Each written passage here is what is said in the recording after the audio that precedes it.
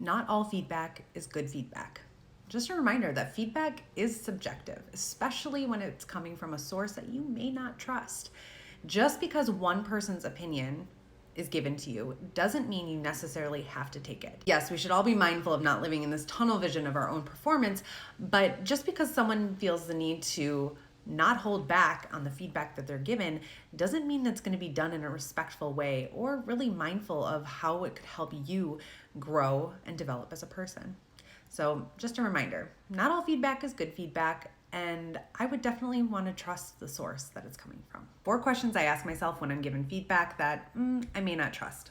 Number 1, who is the giver? Who is the person this is coming from? Is it someone I trust? Is it someone I admire? Is it someone who is in a position that has more authority or more expertise that I should really take it into account? Who's giving the advice? Number 2, is it honest? Is it honest? Is it true? Would there be an element of truth to it? I think sometimes we have to sort through whether it is biased, whether it is coming from someone who's maybe not holding back, and maybe doesn't have the right intent behind it. But is the feedback given honest? Number 3, is it helpful? This is where I think this person and I may disagree.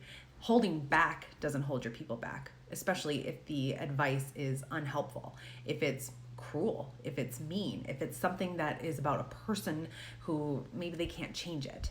Feedback, if it's about the performance and about the progress they're making, that can be helpful. But feedback about someone on something that they really can't change isn't going to be helpful at all. And the last question I ask myself when I'm given feedback that I may or may not agree with is, do I have a growth mindset about this?